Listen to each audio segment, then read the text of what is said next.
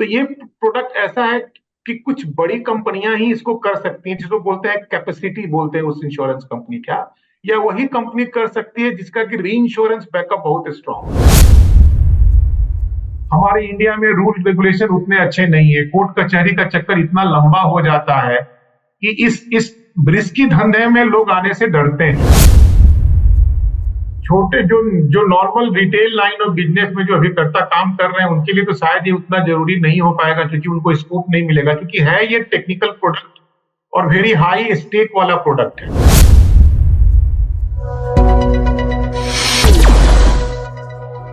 General insurance में एक नई पॉलिसी का जन्म हुआ है और मुझे ऐसा लगता है कि हर एक जनरल इंश्योरेंस एडवाइजर को इस पॉलिसी के बारे में जानना चाहिए। इस पॉलिसी का नाम है श्योरिटी इंश्योरेंस बॉन्ड। अब ये श्योरिटी इंश्योरेंस बॉन्ड क्या है, इसके बारे में डिटेल समझने के लिए हमारे साथ में जुड़े हैं बिमटेक इंस्टीट्यूट के associate professor mister Manoj Pandey. Manoj Pandey ji से श्योरिटी इंश्योरेंस बॉन्ड इस पॉलिसी के बारे में डिटेल जानकारी लेते हैं। पांडे जी, मैं आपका वीआईटी में बहुत बहुत स्वागत करता हूँ। नमस्कार, नमस्कार रंजीत जी, सबको श्रोताओं को भी नमस्कार। Pandey ji, surety insurance bond ये जो नई पॉलिसी का जन्म हुआ है, इसके बारे में थोड़ी जानकारी देंगे हमें, क्या पॉलिसी है ये? मैं थोड़ा सा यहाँ करेक्शन करना चाहूंगा कि जब हम इसका नाम लेते हैं तो उसमें इंश्योरेंस वर्ड नहीं होता, इसको ओके। श्योरिटी बॉन्ड ही कहते हैं। अच्छा। हालांकि ये बिल्कुल है, ये इंश्योरेंस पॉलिसी ही, बट नॉमेनक्लेचर श्योरिटी बॉन्ड ही करते हैं। अच्छा। आपने पूछा कि इसके पीछे का इतिहास क्या है, तो उसके पहले मैं ये बता दूं कि ये पॉलिसी किसके लिए होती है। ओके। मेनली, और मेनली नहीं, बिल्कुल केवल ये इंफ्रास्ट्रक्चर प्रोजेक्ट्स जो होते हैं, पोर्ट बनाना हो, एरोड्रम बनाना हो, हाईवे बनाना हो, पुल बनाना हो, जो इंफ्रास्ट्रक्चर से रिलेटेड जो प्रोजेक्ट होते हैं, उनके क्रियान्वयन में, उनके एग्जीक्यूशन में बहुत सारे कॉन्ट्रैक्टर्स इन्वॉल्व होते हैं। तो कोई काम करने वाला, काम कराने वाला व्यक्ति होता है। जैसे मान लीजिए कि कोई लंबा रोड बनना, नेशनल हाईवे बनना है, तो national Highway Authority of India वो प्रिंसिपल हो गया, जो कि गवर्नमेंट की पार्टी है, अथॉरिटी है। और वो फिर रोड बनाने के लिए अलग अलग कॉन्ट्रैक्टर को अलग अलग जोन में कॉन्ट्रैक्ट देती है कि आप इतना काम करेंगे, आप इतना काम करेंगे। अब होता क्या है कि अगर कॉन्ट्रैक्टर काम नहीं किया तो कहीं ना कहीं नेशनल हाईवे अथॉरिटी को लॉस होता है, टाइम का लॉस होता है, फिर बिडिंग करो, या बहुत सारी तकलीफें होती है। तो ये जो बॉन्ड है, जो इंश्योरेंस पॉलिसी है, नाम है श्योरिटी बॉन्ड, ये कॉन्ट्रैक्टर लेता है कि अगर वो प्रोजेक्ट का एग्जीक्यूशन नहीं कर पाया तो जो लॉस हो रहा है प्रिंसिपल को, नेशनल हाईवे अथॉरिटी को, उसको कंपनसेट करने के लिए पॉलिसी ली जाती है। तो ये पॉलिसी लिया जाता है कॉन्ट्रैक्टर के द्वारा for the safety, security and compensating the loss to the principal, that is National Highway Authority of India, या उसी से उस तरह की जो भी अथॉरिटी होती है, पोर्ट ट्रस्ट ऑफ इंडिया हो सकता है, एयरपोर्ट अथॉरिटी ऑफ इंडिया हो सकता है। तो ये इसका है। तो आप आगे जाएं, इससे पहले मेरे दिमाग में एक प्रश्न आ रहा है कि ये कॉन्ट्रैक्टर जो ये पॉलिसी बाय करता है, इस डर से कि मेरे प्रिंसिपल जिन्होंने मुझे ये कॉन्ट्रैक्ट दिया है, अगर मेरे नहीं होने से उनको लॉस होगा, तो इसका डर उसे क्यों होगा? क्यों वो पॉलिसी बाय करेगा? उसका डर तो। नहीं नहीं, जब इस तरह के कॉन्ट्रैक्ट होते हैं तो यहाँ रिस्क कॉन्ट्रैक्टर को नहीं है, रिस्क यहाँ प्रिंसिपल को है, नेशनल हाईवे अथॉरिटी को रिस्क है। तो नेशनल हाईवे अथॉरिटी ये इंसिस्ट करता है कि आप हमारे रिस्क के सेफ्टी के लिए कुछ न कुछ उपाय करें। तो नॉर्मली वो जो उपाय अभी तक चल रहा था इस प्रोडक्ट के आने के बाद, या अभी भी प्रोमिनेंटली वही उपाय चलता है, वो होता है बैंक गारंटी का, कि अगर बैंक। आप काम छोड़ के जाएंगे तो हम जो मेरा लॉस हुआ है वो हम आपके बैंक से वसूल लेंगे। तो ये जो श्योरिटी बॉन्ड है, एक तरह से बैंक गारंटी का एक सब्स्टिट्यूट है। अब अगर अब ये जो श्योरिटी बॉन्ड है, ये जो श्योरिटी बॉन्ड है, ये बैंक गारंटी से तो काम चल रहा है। ये श्योरिटी बॉन्ड जो नया पॉलिसी निकला है, ये कैसे, मतलब इसको बैंक गारंटी से ज्यादा बेनिफिशियल हो क्या? हाँ, इसके पीछे थोड़ा सा इतिहास और क्रेडिट देना चाहूंगा मैं। हमारे जो मिनिस्टर हैं श्री नितिन गडकरी जी, क्योंकि ओके। उनका जो ministry of road transport and सब कुछ उन्हीं के पास है, जो इंफ्रास्ट्रक्चर डेवलपमेंट वाली बात है, काफी काम हुआ है, इसमें कहीं दो राय नहीं है। उन्होंने ये पाया कि प्रोजेक्ट के एग्जीक्यूशन में, प्रोजेक्ट के टेंडरिंग में एक one of the bottleneck was bank guarantee. अब बैंक गारंटी ऐसा होता है कि जिस कॉन्ट्रैक्टर को काम मिल रहा है, मानिए उसको 1,000 करोड़ का अगर काम मिल रहा है, तो एक सर्टेन परसेंटेज में भी 10% की बैंक गारंटी उसको देनी पड़ती है। अब वो जाता है बैंक के पास, बैंक उसकी अंडरराइटिंग करता है कि वो कॉन्ट्रैक्टर कैसा है, उसका फाइनेंशियल अंडरस्टैंडिंग कितनी है, उसके बाद ही वो बैंक गारंटी देने के लिए तैयार होता है। और उसकी दो शर्तें होती हैं। पहला तो एक है कि जितनी की आपको बैंक गारंटी चाहिए उसका एक सर्टेन परसेंटेज 10-15% का मार्जिन मनी आपको बैंक में रखना पड़ता है। तो अगर मान लीजिए कि 100 करोड़ का बॉन्ड चाहिए, तो 15-20 करोड़ रुपया उनको बैंक में फिक्स डिपॉजिट करना पड़ता है, और साथ में बैंक गारंटी का जो चार्ज होता है, फी होता है 2-3% जो भी होता हो, वो भी उनको देना पड़ता है। तो इसका मतलब ये हो गया कि उस कॉन्ट्रैक्टर का एक सर्टेन कैपिटल ब्लॉक हो गया।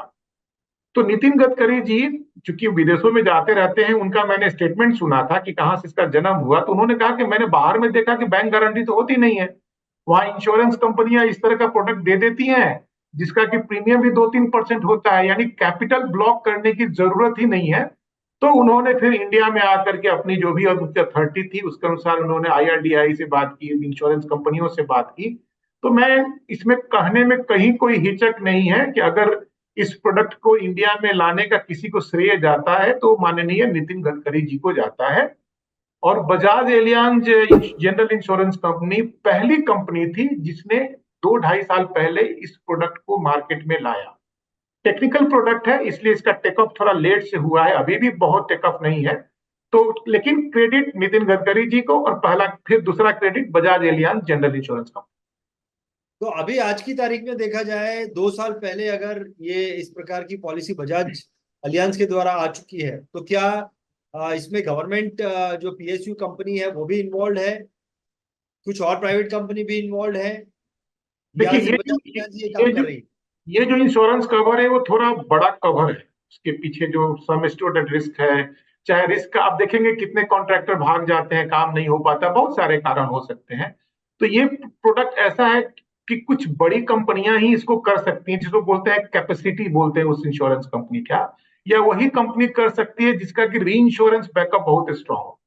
तो ये जो मिडिल ऑर्डर या जो छोटी जनरल इंश्योरेंस कंपनियां हैं जो रिटेल लाइन बिजनेस में ज्यादा काम करती है, ये उनके बस की बात नहीं है। इसलिए इसमें बड़ी बड़ी कंपनियां ही आ सकती हैं। तो बजाज है, न्यू इंडिया है, अभी देखिए टाटा AIG की खबर आई थी कि उन्होंने 100 करोड़ का बिजनेस किया। तो मुझे लगता है कि अभी भी इंडिया में मुश्किल से 6-7 कंपनियां होंगी जिन्होंने इस प्रोडक्ट में वेंचर करने का डिसीजन लिया है। ये सबके कैपेसिटी से बाहर है, सब नहीं कर सकते। नहीं, तो इसमें आपने बताया टाटा AIG भी इसमें आई है, टाटा AIG भी न्यूज अभी आया था कि उन्होंने सबसे बड़ी पॉलिसी 100 करोड़ की टाटा AIG ने ही अभी इशू की है, पिछले वीक, अगर 2-3 दिन पहले का न्यूज है ये। तो इसमें किस प्रकार के बेनिफिट जो है वो कॉन्ट्रैक्टर के लिए कवर होते हैं? वो डिफॉल्ट कर जाता है, ये डिफॉल्ट होने की पॉलिसी है क्या है? देखिए अब किसी भी जो ये प्रोसेस की हमने बात की कि जब कोई बड़ा सा टेंडर आता है इंफ्रास्ट्रक्चर प्रोजेक्ट का, तो उसके 3 अलग अलग फेजेज होते हैं। पहला फेज ये होता है कि कोई कंपनी उस प्रोजेक्ट के लिए बिड करती है, टेक्निकल बिड, फाइनेंशियल बिड होता है, और बिडिंग में इवेल्युएशन के बाद उस कंपनी को वो काम अलॉट किया जाता है। तो सबसे पहले तो बिड करने के लिए ही कंपनी को पैसा देना पड़ता है, आप जानते होंगे टेंडर वैल्यू जिसको कहते हैं देना पड़ता है। ये भी तो संभव है ना कि कंपनी ने बिड किया, उसको कॉन्ट्रैक्ट अलॉट कर दिया गया, लेकिन वो कंपनी उसके बाद भाग जाए, काम ही शुरुआत न करे। तो एक खतरा तो इस स्टेज पे होता है, बिडिंग स्टेज पे। दूसरा खतरा होता है कि बिड मिल गया, कंपनी ने काम करना शुरू कर दिया, प्रोजेक्ट बनने लगा, लेकिन प्रोजेक्ट कंप्लीट नहीं हुआ और तब कंपनी भाग गई। ये हो गया आपका परफॉर्मेंस स्टेज। और बहुत सारे इंफ्रास्ट्रक्चर प्रोजेक्ट्स में एक थर्ड स्टेज भी होता है, बिल्ड ऑपरेट मैनेज वाला, जो क्या वर्ड होता है कि ना सिर्फ आपको उस इंफ्रास्ट्रक्चर को बनाना है, बल्कि एक सर्टेन ईयर तक उसको मेंटेन भी करके रखना है, मेंटेन। तो इस तरह के प्रोजेक्ट में ब्रॉडली 3 फेज है, बिडिंग फेज, परफॉर्मेंस फेज और मेंटेनेंस फेज। तो इस इंश्योरेंस कॉन्ट्रैक्ट में जो इसका आप कह सकते हैं जो कॉम्प्रिहेंसिव कवर अगर कोई दे रहा है, तो वो तीनों स्टेज के लिए होता है। कंपनी बिडिंग के बाद भाग गई तो एक सर्टेन कवरेज, जो कि छोटा कवरेज होगा, एग्जीक्यूशन के बीच से भाग गई तो बड़ा कवरेज हो जाएगा, और मेंटेनेंस वाला तो खैर लॉन्गर ड्यूरेशन का होता है। तो ये 3 तरह के कवरेजेज होते हैं। हो सकता है कि एक पार्टिकुलर कॉन्ट्रैक्टर बिडिंग वाली पॉलिसी किसी और से ले ले, मेंटेनेंस वाली किसी और से ले ले, तो इस तरह का संभावना इसमें बनती है। तो ये जो पॉलिसी है श्योरिटी बॉन्ड आपने ये जो इंश्योरेंस के बारे में बताया, इसमें कौन कौन लोग इन्वॉल्व होते हैं? एक तो हो गया कॉन्ट्रैक्टर हो गया, इसके अलावा और जो जिसने ब्रॉडली रंजीत जी 3 आदमी, एक जो प्रिंसिपल है, प्रिंसिपल वर्ड जो हम कह रहे हैं, जो काम करवा रहा है, जैसे NHI का हमने एग्जांपल दिया वो हो गया। दूसरा हो गया जो कॉन्ट्रैक्टर इन्वॉल्व है। कभी कभी क्या होता है कि एक बड़ा कॉन्ट्रैक्टर होता है और फिर बड़ा कॉन्ट्रैक्टर सब कॉन्ट्रैक्टिंग छोटी कंपनी को दे देता है। क्योंकि देखिए प्रिंसिपल ने तो कॉन्ट्रैक्ट दिया है, जैसे मानिए L&T नाम की कंपनी, बहुत बड़ी कंपनी, L&T ने पूरा 100 किलोमीटर का रोड का कॉन्ट्रैक्ट ले लिया, और बाद में फिर उसने छोटे कॉन्ट्रैक्टर को 5-5 किलोमीटर का ब्लॉक दे दिया। तो अब यहाँ 2 कॉन्ट्रैक्टर हो गए, प्रिंसिपल कॉन्ट्रैक्टर, सब कॉन्ट्रैक्टर। तो जितने भी एग्जीक्यूशन में कॉन्ट्रैक्टर इन्वॉल्व है, और प्लस इंश्योरेंस कंपनी हो गई। अब थोड़ा और एक्सटेंशन में आप जाएंगे तो इंश्योरेंस कंपनी के पीछे कोई री इंश्योरेंस कंपनी हो सकती है। तो मूलतः 3 आदमी, प्रिंसिपल, कॉन्ट्रैक्टर और इंश्योरेंस कंपनी। अब इस पॉलिसी का जो मेन काम है वो है इसका अंडरराइटिंग। क्योंकि अंडरराइटिंग का क्या मतलब होता है कि हम अगर किसी को कुछ गारंटी दे रहे हैं तो हमें उस कंपनी पे ऊपर हमें भरोसा होना चाहिए। कंपनी अगर बहुत अच्छी है, उसका ट्रैक रिकॉर्ड बहुत अच्छा है, तो प्रीमियम कम होगा, और अगर ट्रैक रिकॉर्ड अच्छा नहीं है तो इंश्योरेंस कवर भी नहीं मिलेगा, और प्रीमियम मिलेगा भी तो बहुत हाई मिलेगा। अगर आपका ट्रैक रिकॉर्ड अच्छा नहीं है तो प्रीमियम में भी 6-7-8% तक हो सकता है। नॉर्मली इंटरनेशनल मार्केट में इसका प्रीमियम जो बीमा का राशि होता है उसका 2.5 से 3% के आसपास होता है, ऐसी जानकारी हमें है। तो क्या है कि अब कॉन्ट्रैक्ट, ये जो धंधा है, ये जो बिजनेस इंफ्रास्ट्रक्चर का, उसमें कहीं ना कहीं थोड़ा रिस्क ज्यादा रहता है। हमारे इंडिया में रूल रेगुलेशन उतने अच्छे नहीं है, कोर्ट कचहरी का चक्कर इतना लंबा हो जाता है कि इस रिस्की धंधे में लोग आने से डरते हैं। विदेशों में चीजें काफी स्मूथ है, वहां श्योरिटी बॉन्ड एक अच्छा खासा बिजनेस पोर्टफोलियो है। इंडिया में अभी शुरुआत हुई है, अब देखते हैं कितना अच्छा इसका मतलब अच्छी बढ़ोतरी होती है। अभी भी बहुत टेकअप किया है ये मैं नहीं कह सकता। लेकिन कॉन्ट्रैक्टर को वो जो पहले गवर्नमेंट गारंटी देता था, बैंक गारंटी, कॉन्ट्रैक्टर को फायदा है। गवर्नमेंट गारंटी में उसको जो है काफी पैसा अपना अटकाना पड़ता है, लेकिन इंश्योरेंस पॉलिसी में उसको बहुत कम पैसे में जो है उसका काम होता है। जो बैंक गारंटी लेते वक्त आपको बैंक का फीस भी देना पड़ता है, जो लगभग इंश्योरेंस प्रीमियम के बराबर होगा या आगे पीछे होगा थोड़ा सा। लेकिन वो जो आप बैंक को जो अपना जो डिपॉजिट देते थे सर्टेन अमाउंट, वो नहीं देना है यहाँ। तो वो आपका कैपिटल फ्री है, उस पैसे का यूटिलाइजेशन आप अपने धंधे के लिए, अपने बिजनेस के लिए कर सकते हैं। और दूसरी बात है कि यहाँ सरकार ये उम्मीद करती है कि अगर फेलियर हो गया तो इंश्योरेंस कंपनी जल्दी क्लेम दे देगी, बैंक वाला शायद थोड़ा सा। तो मतलब ये मेन बात है कि कैपिटल फ्री है, स्मूथ मतलब वर्किंग की एक्सपेक्टेशन है, और ये बहुत ही सक्सेसफुल प्रोडक्ट है विदेशों में। हमारे यहाँ थोड़ा टीथिंग ट्रबल अभी भी है। इंश्योरेंस कंपनियां ये कहती हैं कि जिस तरह का अथॉरिटी बैंक वालों को मिलता है इन केस ऑफ फेलियर, जो रिकवरी वगैरह का, उस कैटेगरी में इंश्योरेंस कंपनियों को नहीं रखा जाता। तो इनका एक डिमांड है कि हमें भी वही कैटेगरी दिया जाए जो बैंक को दिया जाता है इन केस ऑफ रिकवरी। तो वो एक इश्यू है जो अभी सॉल्व नहीं हुआ। पांडे जी, ये जो कॉन्सेप्ट है, कॉन्सेप्ट को सुन के ही पता चलता है कि जो इसका बायर है, यानी कि कॉन्ट्रैक्टर जो इस पॉलिसी का बायर है, उसके लिए तो ये बहुत ही काम की चीज है, क्योंकि उसके बहुत सारे पैसे बच रहे हैं। तो ऐसे में तो कॉन्ट्रैक्टर की लाइन लगी होगी बजाज एलियांज और टाटा एआईजी कंपनी के बाहर। कॉन्ट्रैक्टर की लाइन लगी होगी, लेकिन इंश्योरेंस कंपनियां थोड़ी कॉशन बरतती हैं। अच्छा। ये हकीकत है, क्योंकि उनको लॉस होने पे उनको पैसा देना है ना। तो अगर बहुत ही अच्छी कंपनी है जिसका कि ट्रैक रिकॉर्ड बिल्कुल क्लीन है तो वो दे देंगी, लेकिन अंडरराइटिंग इज ए कंसर्न, क्योंकि फिर उनको बैक में री इंश्योरेंस कंपनी का सपोर्ट चाहिए होता है। तो कहीं ना कहीं थोड़ा सा धीमे ही चल रहे हैं इंश्योरेंस कंपनी। रीजन बीइंग कि हमारे यहाँ जो कॉर्पोरेट गवर्नेंस की स्थिति है, हमारे यहाँ जो कोर्ट कचहरी की जो स्थिति है, that is not up to mark. ये हम भी जानते हैं और आप भी जानते हैं, और खास करके इस धंधे में और भी थोड़ा रिस्क बढ़ जाता है। आपको क्या लगता है कि ये जो नया पॉलिसी आया है, इसका क्या पोटेंशियल आपको दिखता है? क्या इंडिया में ये सक्सेसफुल मॉडल है? क्या ये लंबा तक बड़ा बिजनेस बढ़ सकता है? क्योंकि कस्टमर के लिए तो बहुत काम की चीज है। देखिए, पोटेंशियल तो बहुत है। भारत एक विकासशील देश है। अभी हमें अपने इंफ्रास्ट्रक्चर में बहुत सारे डेवलपमेंट करने और बहुत तेजी से काम हो भी रहा, इसमें कहीं दो राय नहीं। अगर आप पोर्ट की संख्या देखें, एरोड्रोम की संख्या देखें, नेशनल हाईवे का देखें, स्टेट गवर्नमेंट खर्च कर रही है, तो पोटेंशियल तो बहुत है। अगर ठीक ढंग से विदेशों की तरह अगर यहाँ भी उस तरह का स्मूथ पॉलिसी इशू होने लगे और सारी प्रॉब्लम, तो इंडिया अनडाउटेबली नंबर वन बन जाएगा। चाइना शायद हमसे आगे थोड़ा हो सकता है, ये बिजनेस होगा लेकिन ही। टीचिंग ट्रबल है तो थोड़ा सा कॉशियस अप्रोच इंश्योरेंस कंपनियां भी रखती हैं। लेकिन समय के साथ सब चीज ठीक हो जाती है, एक्सपीरियंस वाली बात है। अभी नया धंधा है, इसलिए री इंश्योरेंस कंपनियां भी जल्दी हाथ नहीं डालती होंगी, कुछ बहुत क्वेश्चन पूछती होंगी। जब 2 4 5 साल में जब एक्सपीरियंस आ जाएगा, क्योंकि underwriting is all about past experience. अभी हम डर रहे हैं, लेकिन अगर हम 5 साल धंधा कर लें और उसमें डरने की बात कॉन्फिडेंस आ जाए, तो फिर हम आगे और बिजनेस करने लगेंगे। इंश्योरेंस में कोई भी नया प्रोडक्ट में टाइम लगता है, तो वो अभी इसी फेज में चल रहा है, ये श्योरिटी बॉन्ड जो।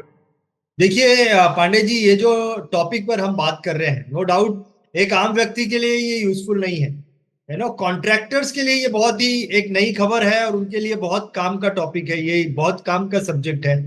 इसके अलावा आपको लगता है कि जो normal common general insurance advisor काम कर रहे हैं, जो इंश्योरेंस एडवाइजर काम कर रहे हैं, क्या उनको भी इसकी जानकारी होना बहुत जरूरी है? क्या वो ये काम कर सकते हैं? देखिए, छोटे जो जो नॉर्मल रिटेल लाइन और बिजनेस में जो अभिकर्ता काम कर रहे हैं, उनके लिए तो शायद ये उतना जरूरी नहीं हो पाएगा, क्योंकि उनको स्कोप नहीं मिलेगा, क्योंकि है ये टेक्निकल प्रोडक्ट और वेरी हाई स्टेक वाला प्रोडक्ट है। तो नॉर्मली जो मैं ये देख रहा हूँ, जो समझ पा रहा हूँ मार्केट से, इसमें नॉर्मली बड़े बड़े इंश्योरेंस ब्रोकर ही, देखिए टेक्निकल क्वालिफिकेशन, नॉलेज, एक्सपीरियंस की इसमें जरूरत है। तो कहीं ना कहीं इस इंफ्रास्ट्रक्चर प्रोडक्ट में नॉर्मली जो बीमा आता है वो बड़े ब्रोकर के थ्रू ही आता है। बड़े ब्रोकर मतलब ये नहीं कर रहा हूं कि टॉप 5, लेकिन हाँ, आपका क्लाइंट बेस होना चाहिए ना, उस तरह की कंपनी होनी चाहिए जो बड़े बड़े इंफ्रास्ट्रक्चर को बिड करने में कामयाब हो, उनको उसके बाद नहीं प्रोसेस आता है। तो कंपनी का साइज भी तो मैटर करता है। लेकिन हाँ, हमारे बहुत सारे सीनियर एजेंट लोग हैं जिनके जो क्लाइंट बेस कॉर्पोरेट हाउसेज हैं, वो भी इसमें इंटरमीडियरी का काम कर सकते हैं, उसमें कहीं दिक्कत नहीं।